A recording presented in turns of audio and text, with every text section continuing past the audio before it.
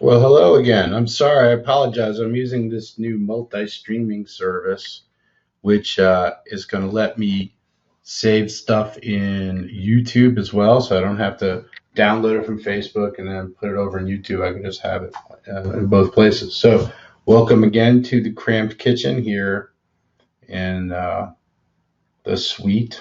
We have our two-burner stove that we're going to preheat a little bit because we're going to need it. So I start heating that thing up, and you'll see there's a little heat indicator there. Let's get the bag of tricks. Let's see what we got with us today. I have the handy dandy frying pan, which is just the right size of steak. I'm not going to put it on just um, just yet. I don't want to heat this up too quickly. I'm trying to get the burner to kind of heat up a little bit. We will make use of our coconut oil, squishable coconut oil, great stuff. And salt and pepper, always grind, never.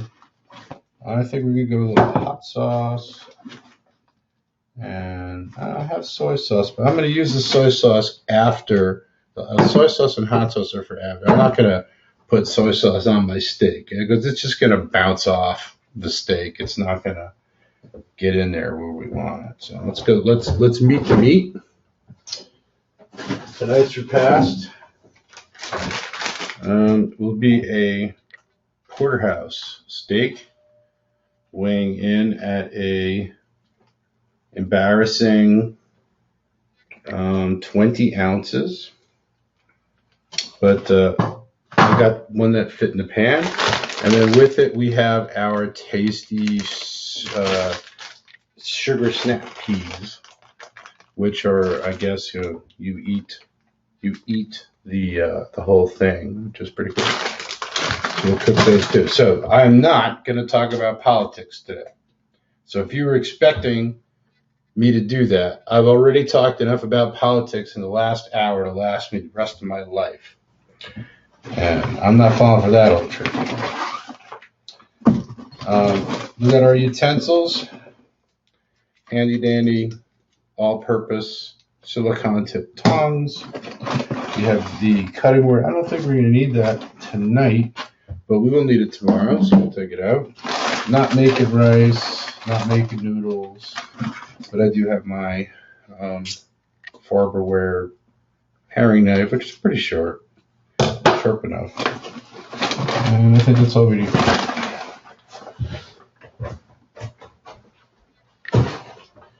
So I'm going to start heating the pan up. I got the sink is underneath where we're looking, so if I try to be rude, I just get into the water. Make sure that this is rinsed and wiped out.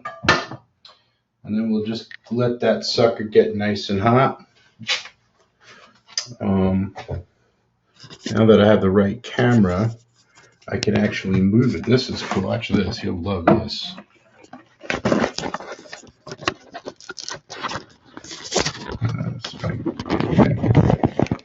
So now we have alternate view cam capability. So here's our steak. Let's see if this is any more better. Hey, I'm trying. You know, what can I do? I think it's going to be too high.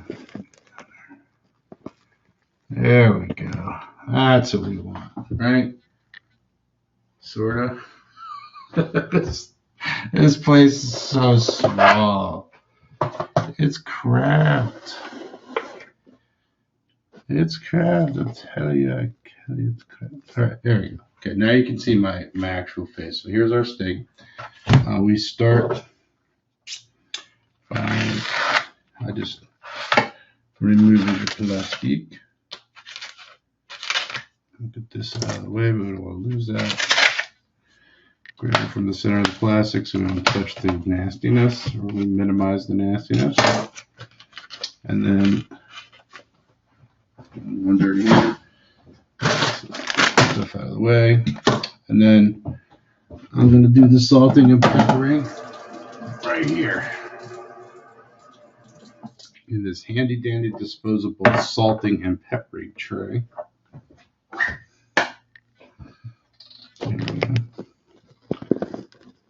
Yeah, I know. I guess I could have got a tripod. I don't have a tripod. I really like a pentapod or something. So what are we going to talk about today? I'll tell you what we're going to talk about today. I want to talk about how desperate the situation of humanity is, that one of my hobbies has become, in addition to all of my other unusual hobbies, I have a couple of flat earth debunking channels on YouTube that I habituate. And it really is astonishing to me that anybody at all still propagates the belief in a flat earth. And I don't think that that's a prejudicial thing to say. I mean, I just think that, the evidence is pretty good. These people deny the existence of gravity. They deny the existence of space travel. They deny the existence of planets. They claim that the sun is a couple thousand miles away. And their stuff just doesn't hold water. It can't, right? So I think it's absolutely fascinating that these people actually have a voice now. Now, pre-internet, maybe you would have seen a channel, like in Usenet, which was the old discussion groups back in the pre-web days, back when the internet was just the ability for, one server to talk to another server somewhere else, anywhere else, really. And my knife just went flying. Hang on a second. That's these critical messes. Products. Okay. I got a foot there nevertheless. So what I'm doing right now is I'm going to put a little salt and pepper on it. I don't see anything wrong with salt in your steak. I usually don't salt my barbecue. It's a much hotter temperature. Oh, here it is, right? This is not going to be that hot. I wish that if I had one wish, it would be that I could have like a gas burner here, but I think that that's just overkill. I'm not going to cook that many meals here, I don't think. Shouldn't think. But we'll see. All right, so this is starting to get hot. I'm going to put my coconut oil in here. Yeah. I love it. And it's not the perfect food, but it doesn't spoil. And I'm actually about halfway through the 12 ounces. So I'm going to let that get nice and hot, and then we're just going to fling this piece of meat, gently fling him into. This is just perfectly placed. So I had a couple ones that were bigger, and then a couple ones that were smaller. So let's take a close look. So this is a typical porterhouse. It has a strip on one side, a tenderloin on the other side, one. So a lot of them, they'll come with the T-bone, but they'll be missing that delicious tenderloin. And you can see this looks really kind of good. I mean, it's got good marbling to it. It's got nice, healthy bones. It's fairly recently butchered. You notice a lot more fat on this side than on that side. That's the tenderloin side. Now, what we're going to focus on here is making sure that the top part of the bone is well done. Because we don't want to have that raw. We don't want to have a raw bone. It's just not a good idea. Oh, man. We will have to improve on the camera. There we go. Okay. So, on Earth today, in this world, people who believe that the world is flat and that The globe Earth, or the ball Earth, as they like to call it, is a conspiracy. That NASA is a conspiracy to just extort money from the government and from the people, and that the entire space program has been faked. And it just seems so outrageous to me, the numbers and kinds of conspiracy stories that are found. And I don't think that that's ever really changed. I think that that's something that's constant. The difference is now that kind of innuendo spreads like wildfire. There was a time where if you wanted to get a message to someone on the other side of the country, take weeks, months. Telegraph was, one form of virtually instantaneous communication, but certainly not perfect communication, minimal communication. We've come a long way. I'm speaking to you from here in central Michigan, and you are wherever you are, and you can see me plain as day. Yeah, I'm really sorry. I'm going to fix that light. That light is in a terrible spot.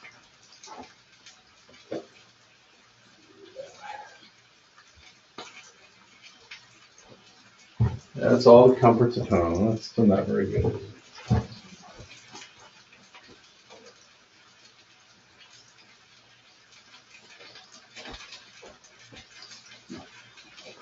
Really.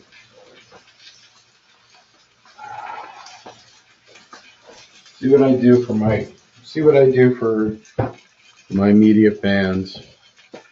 Well, Malcolm McLuhan said that when the ability for information to travel long distances, have permanence, be spread out to many people, vast numbers of people get information almost instantaneously. Especially if you're looking for it, it's easy to find. News feeds are constantly running, RSS feeds constantly puking stuff out. And so it's easy to start, a panic over nonsense. But I digress.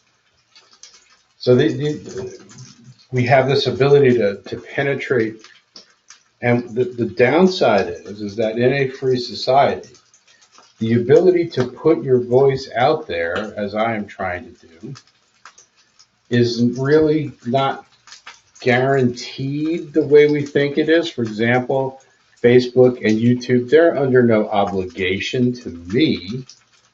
I'm under obligation to them. They actually own everything that I do, because in my terms of service, I ceded that right to them. I basically said, here's the deal. I get to be on the air for free, and you get to do what you want with everything I do, with my face, my voice, my vast knowledge about Kramped cooking. And these people are among us, and everybody, these minorities that might have, had no ability to communicate with each other, now have these capabilities that they didn't have of communicating. So you have a flat Earth movement. They call themselves the Flat Earth Movement, as if that somehow has, legitimacy. It doesn't really take a whole lot of effort to see that the world is not flat. And it doesn't take a whole lot of science to understand it either. Human beings have known the Earth was a sphere, or I would say Europeans knew it probably in Dante's time. Certainly in Dante's time, he described the Earth as a sphere. But it is my belief, and I don't know if I'm right or not, that the Egyptian had initiated knowledge was that the Earth was a sphere and not a plane, and that it continued. What are we eating tonight? let me get in here. Let's see if I can do this now. Oh no, I can't. Oh, I gotta see myself in YouTube. I don't understand this. Oh, I don't get it. This is my first time, so we are having a T-bone.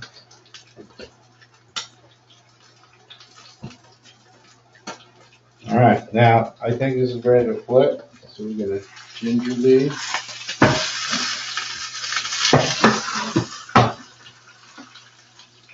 grab it by the bone. You can see you got a really nice crust on it. That bone is cooked on this side. You can see the top of that all on there is cooked. So it looks like that's going to come out real good. I'm very pleased. So now after we cook the steak, we will cook the vegetables. I'm going to take whatever's left in the pan, and if there's going to be a lot of grease, I'm going to pour off the grease, but try to keep the little hard bits there.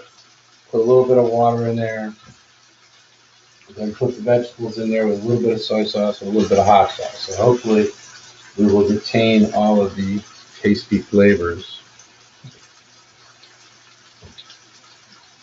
And I have not figured out how I can talk to Facebook yet, because it says something only, and it doesn't apply to me. So I assume that it's something only that I don't have the ability to do because I'm not paying. But we'll see how that goes. I can always come up with another way of. I can do it on the phone, I guess. We're just gonna let this cook for a little while. What I'm really looking for is I got the bone facing me, and I'm watching the end. As soon as that bone is cooked, we are done. And I've kind of got the bone over the edge. I have the tail part here. It's hanging off the end, because that's okay if that's a little on the rare side. That's a great piece, like end of the skirt. And then it has a row of fat along the strip, and we'll probably eat that anyway. We're getting very close to done here. I think so. Yeah, the problem is these stoves don't get very hot. I'm used to my stove at home, and it has a great burner system on it. The new house that we are moving to does not have it. It has an electric stove, but it is a much better electric stove than this one that you would find in the here. And I have garlic powder too. I'm garlic powder. Add a little more flavor.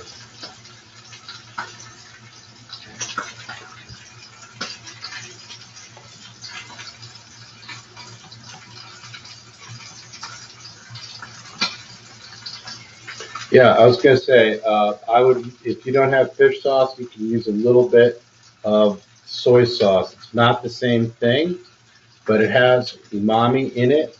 Hoisin sauce is a little long. It's also made from soy, but it's sweet, and I don't think it's a good mix with Thai food. So I would go with soy sauce if you don't have any fish sauce. And you should buy a bottle of fish sauce, because I bought a bottle of fish sauce like when we moved 13 years ago, and I think we're about halfway through it. And it's like, it's not going to rot. It's already rotten. So, all right, well, this steak is done. I can tell. Come on over here with me. I can look at the bone and see how the bone is done. That's how I know it's done. I'm just going to take it off the heat temporarily. I'm going to turn it down. Put you back here. And then we will proceed to make the vegetation. This does not adjust well. There we go. So I got a nice sweet plate here. Oh my God! Here, I'm about to do no plates. I'm going to have to eat dinner on my cutting board again. So I'm just going to very gingerly take the steak out by the bone, not by the meat, and we're just going to let it set there for a couple minutes. Now, if I had aluminum foil, which I don't, I'm just going to pour a little of this crap. Now you can see here, see how there's grease in the pan, and then there's that brown stuff. What I'm going to try to do is pour off the grease and keep the brown stuff.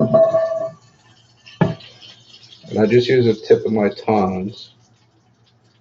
And it's okay, we have a, and now I just have the brown stuff. And now I can throw my vegetables in there. I gotta use a clean knife because I got a cow all over the place. Here's a clean knife. And let's throw these guys in there. Still hot. A little fresh coconut oil in there. Just a bit. We're not dainty here in the Kramped kitchen. I love these things. I really got to eat more peas. They're super duper good. They are expensive. Alright, so where were we? So, I invite you to, my two favorite British debunkers are Simon Dan, who you can find on YouTube, and Mr. Sensible. I love Mr. Sensible. He just seems like a guy that you would like want to sit down and have like a whole bunch of beer with. And he's like just a sensible guy. He doesn't claim to be a scientist. Simon Dan is, I believe he right now is a science teacher, but he's done all kinds of stuff. And here these guys, they do Flat Earth Fridays and Tinfoil Tuesdays.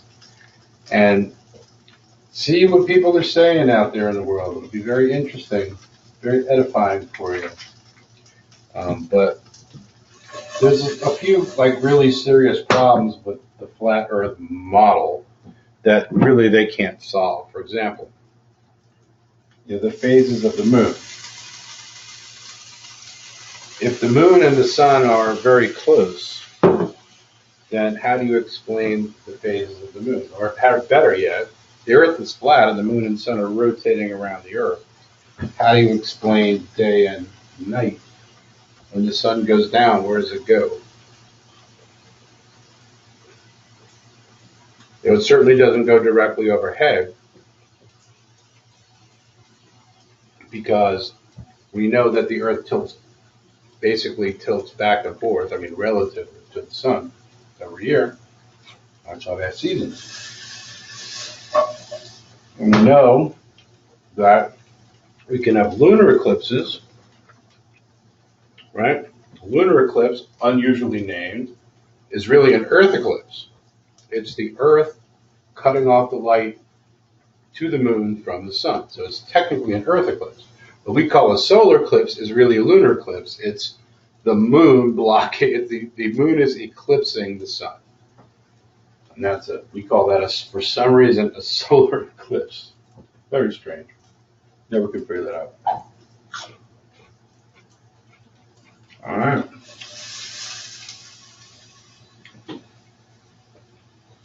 Here's our beans all done.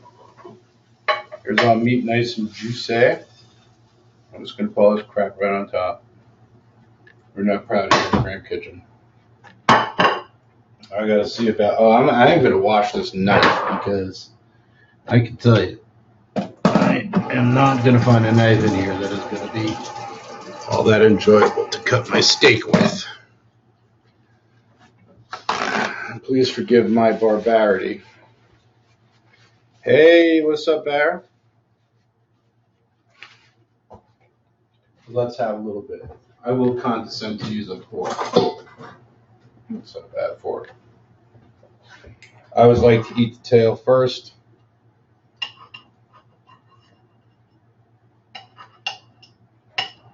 All right, there you go. That's your medium rare. Everybody see? Pink in the middle, but warm.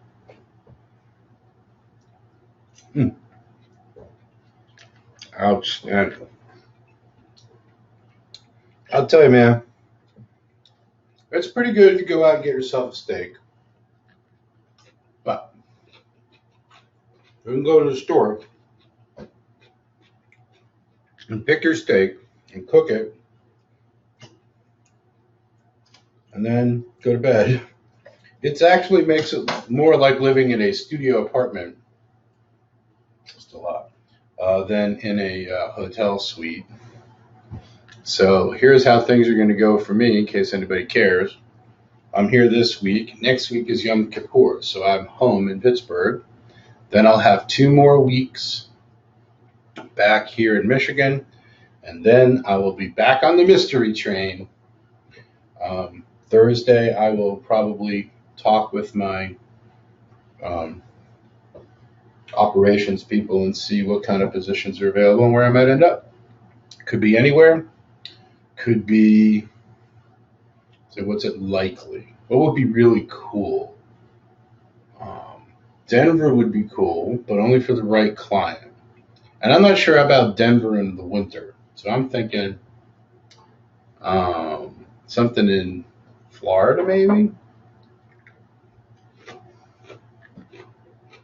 Something in Tampa? Charlotte. Right? That'd be awesome. Charlotte's a direct flight from Pittsburgh. It's like an hour. It's not much further than I'm flying right now. Direct flight, American Airlines. Atlanta, I suppose it's possible. I haven't really been paying too much attention to the bench because, when you're engaged, it's no longer your affair, it's someone else's problem.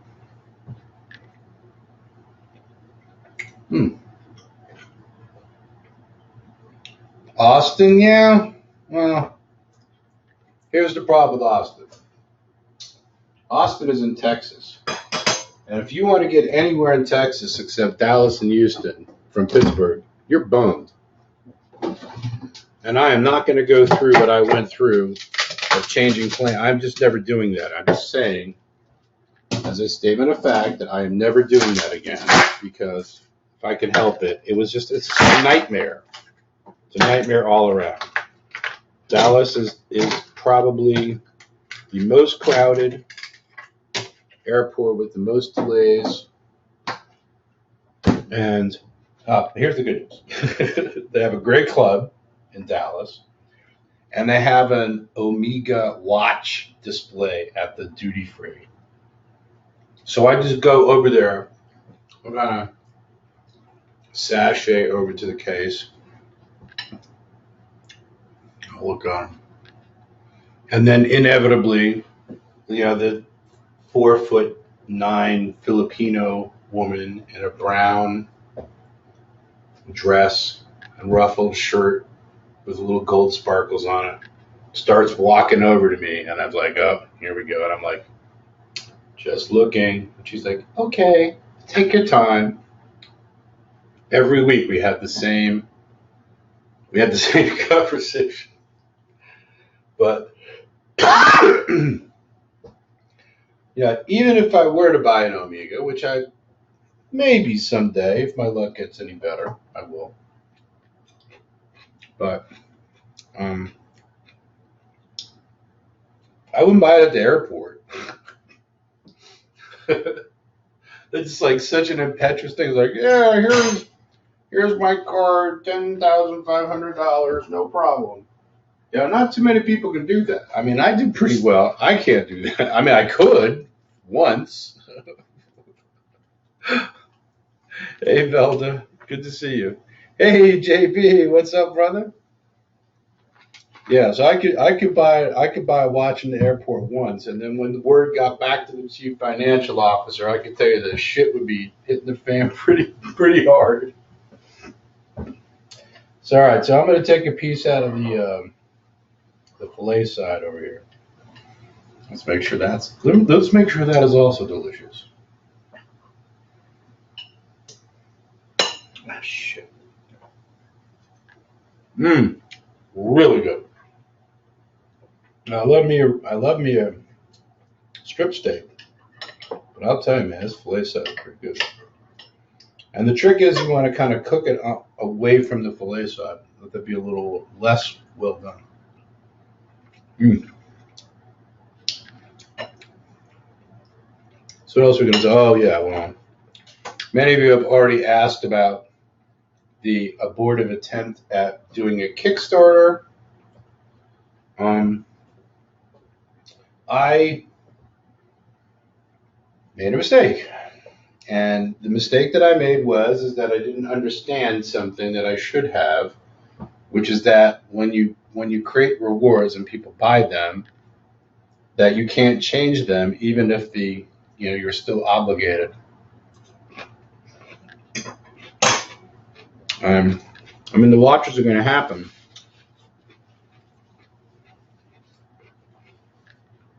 You're not going to be able to make them until next year. So we'll have them in April of next year. And I can't keep people hanging, so we just slaughtered it quickly.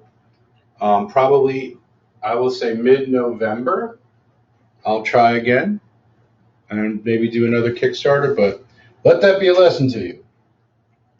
And, you can't expect, I'm going to be Coach Mitch for a while here, but you can't expect that you do things correctly every time. That is an irrational expectation. And I went into this knowing that, that's the good thing about this kind of like low investment project is if things go off the rails, it's just not that big a deal. The only thing that's really been wasted is my time, which as far as I'm concerned is already wasted. So it's just as well that it be wasted in the pursuit of something enjoyable, right? So.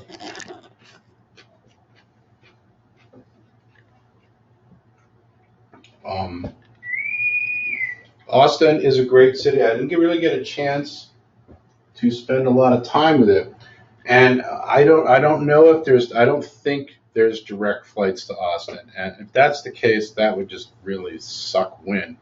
That being said, I really did enjoy my time in San Antonio, and I did not get a chance to meet my hero, John Bridevo, who I hope is watching. And an opportunity to get back, even for a little while. If I get within 1,000 miles of John Bridevo, I'm going to come pay you and your wife and your fucking donkey and your friends and family. I'm paying you guys a visit, and I'm making dinner. And you're going to have the best meal you've ever had in your life. So, people are calling for music, but I'm calling for more steak. So you're just going to have to suffer with me talking and eating at the same time, hopefully not choking. This is a great art, mind you.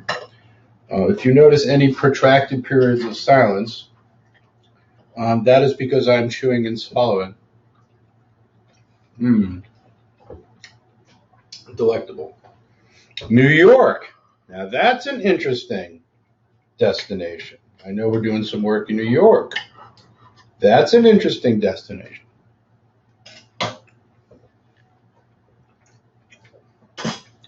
Because I fucking love New York. And I don't get there nearly often as I want. And it's kind of gotten away from me. It's like everything that, I was there so often. I was there every day, 5 days a week.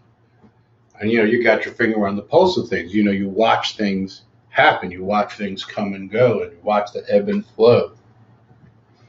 And so I've been kind of out of it for a while. So there's some stuff, and I go looking for it. Last time I was in New York, like, geez, that's been gone for 15 years. I'm like, oh, geez, I guess, I've been gone for that long. And yeah, I do miss it. I do miss working in the city. I miss that feeling. I was like, okay, it's lunchtime. Which of the 400 cuisines within a 10-block radius do I want to go to? And then I have the dilemma of deciding which Korean restaurant to go to, because there's so many and they're all so good, or which sushi bar to go to, or you see the problem. It is quite the dilemma. And if I'm in New York City, I will not be cooking unless I get a suite, which is possible. Um, Popular destination is Jersey City. That wouldn't suck. Where else are we doing work? Illinois, Chicago area. I suppose I could muscle out of Chicago winter. I'm just not so crazy about the idea of flying back and forth to Chicago all winter. I'd really much rather fly south for the winter. So I'm going to kind of push for something south. DC area, someone points out, is also a possibility. That would be cool. Get to see my nephews, see my sister, see my parents.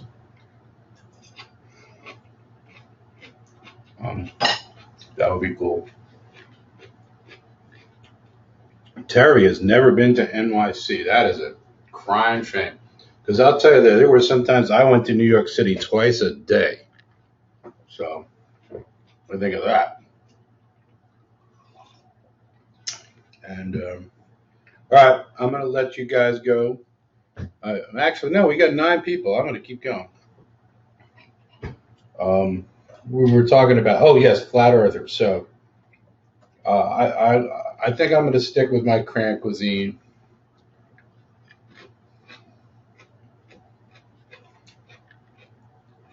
Try not to get into politics. Although you probably can tell the whole world is seething in the Twitter sphere to the point where I just had to shut it off, kind of silence my notifications.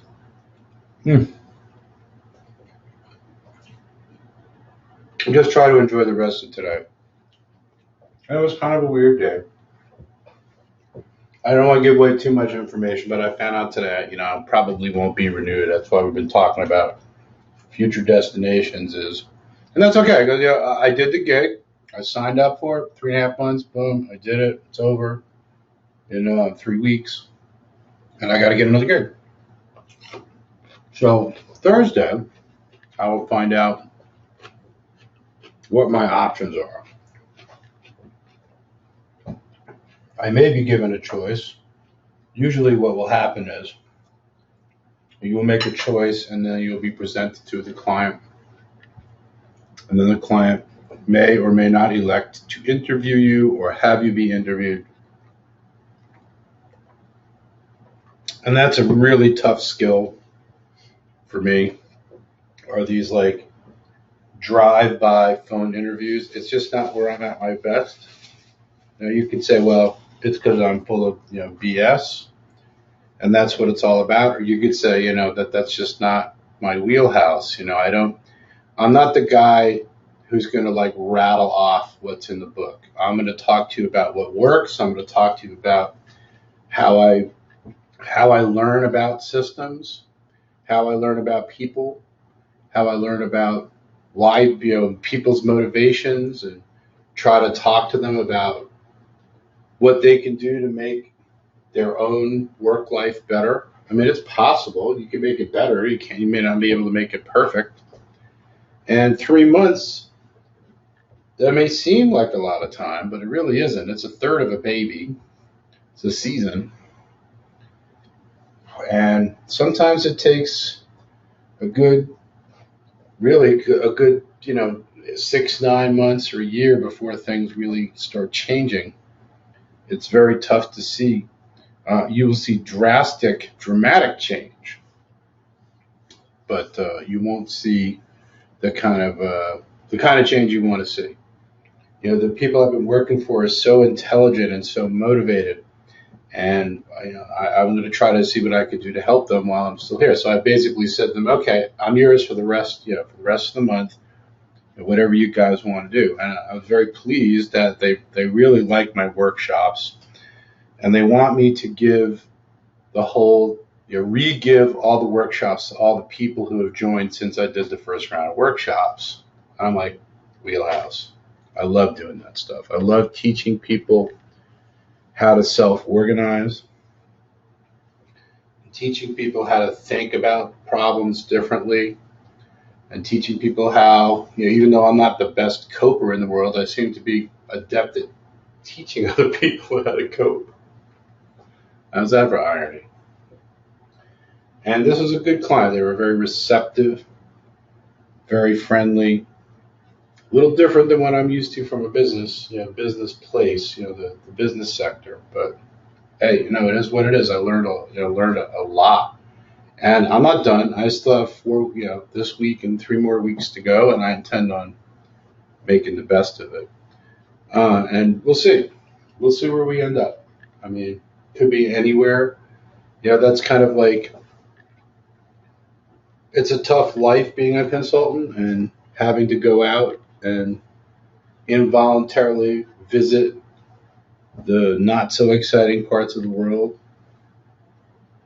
voluntarily, sacrifice time with family, try to make the best of it. Nothing would make me happier than if I could be with Julie, and we knew this was a possibility, and I'm still looking for. There will be a time where she and I will be together forever, I'm sure, and hopefully that will be in our new house. I'm closing on in 3 weeks.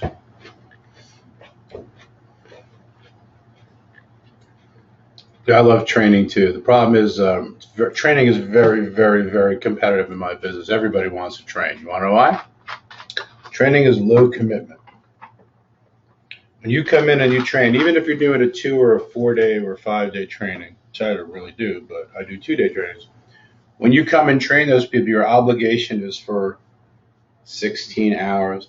I always offer my services. I always say to any class that I teach, if you ever have any questions, try to reach out to me. Here's how you can find me if you have any questions. And people are responsive to that. But yeah, I would not like to be in one of those situations where I don't get to work with teams and work with people. I mean, I do crank out a fair bit of PowerPoint myself, but it's all in the service of humanity. It's all to teach. And it's the sort of stuff that belongs in a PowerPoint, not like status reports. Oh my God.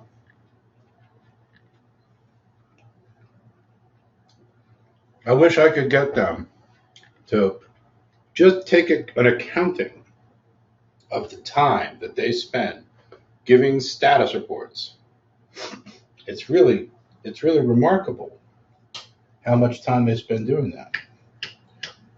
And we're going to try to help them figure out a different way than having to do that over and over again. Gosh, that's real good. I get to hang out with you people. You go to a restaurant. I got like Applebee's and Ruby Tuesdays. One really generally terrible Asian buffet, scary Asian buffet. The first thing that's scary about it is it's $8.95. So, assuming that there's a 50% markup, which seems reasonable, that means you're paying for about $4.50 worth of food. And they expect you to eat $4.50. So you're going to go in there, you're going to shovel all this food onto your plate, but it will cost them no more than $4.50 or they're losing money. And then they have to pay for, the staff and the place and the stoves and the dishwasher. So found good food. Kalamazoo is probably the place to go for food. I just really do feel like driving tonight. I think tomorrow night I'll probably head out to Kalamazoo and see what's going on out there. There's some good stuff there. Oh, yeah, and I wanted to talk about the Burmese restaurant today.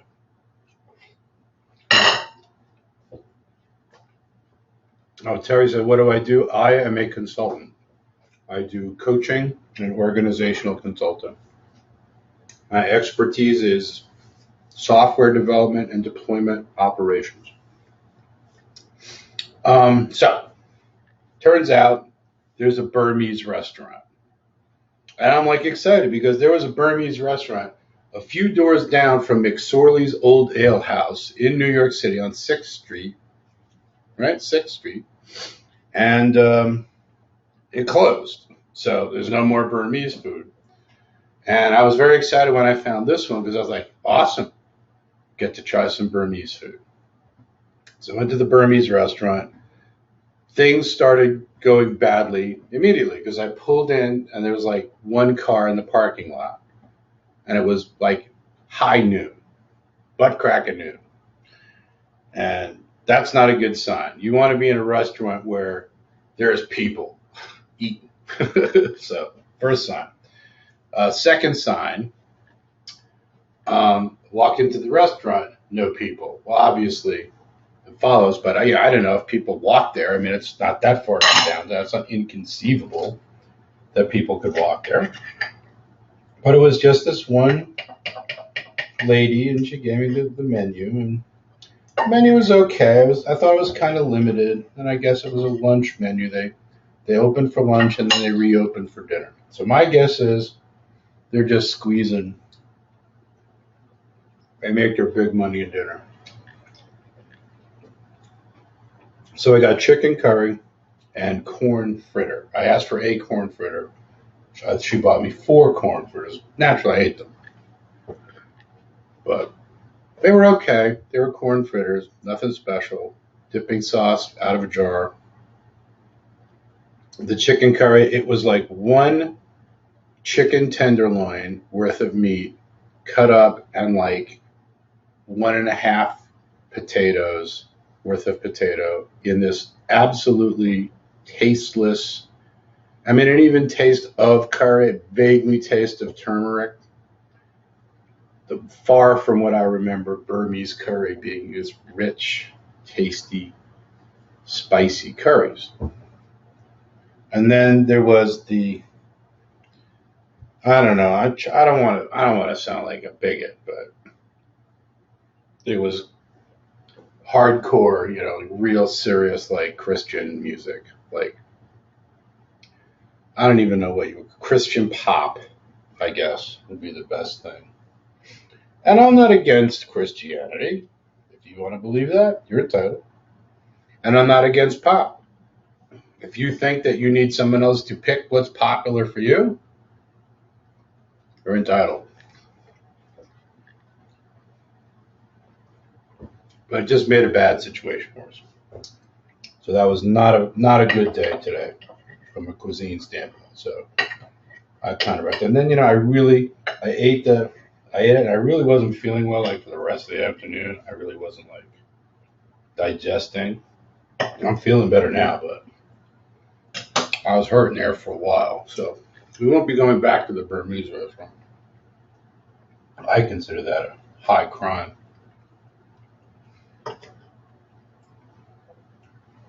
Wow, I'm really getting through this T-bone. I was hoping I'd sit down. I don't mind standing and eating and talking with people.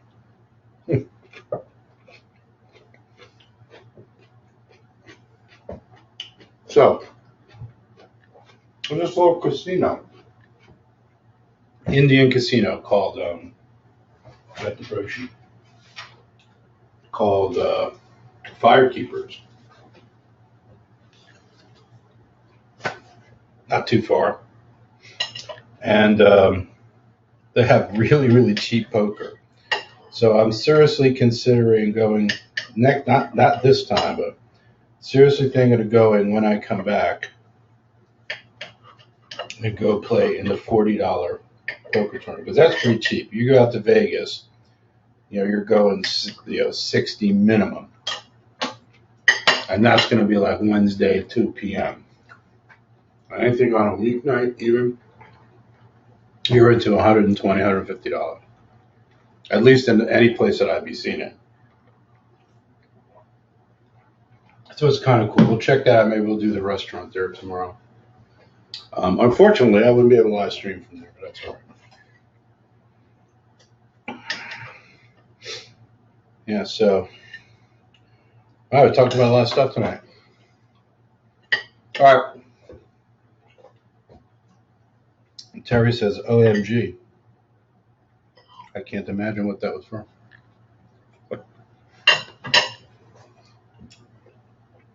I'll very carefully display for you the bone. I'm done. That was real good. Real good. No carbs to speak of. Few carbs in the snow peas, but not very much. Lunch today was a little carby, and I will kind of take that on as like a karmatic punishment for making a poor lunch choice, which I will make a better one tomorrow. And tomorrow, I'm also going to go try and find some sneakers so that I can begin sneaking and try to exercise this whole bag of bones. Try to get back down to the target weight of 220. I packed up all of my smaller pants. I know where they are. They're in their own box. One day I'm going to open those boxes. I'm going to take the 40s and they're going to go in the box. The 38s are going to come back out. Hopefully sometime soon. All right. It's been great hanging out with you guys. Have a great night. Remember, be vigilant. Be strong. Don't let yourself be. I don't do rebuys. My $40 is gone. I'm gone. I don't do no rebuy. Because once you do a rebuy, now you're halfway into your winnings. It's not worth it. You're already in for $80. You're going to win, what, $150 or $200? At best, not worth it. All right, everybody. Thanks for coming. We'll see you guys sometime soon. Take care. Good night.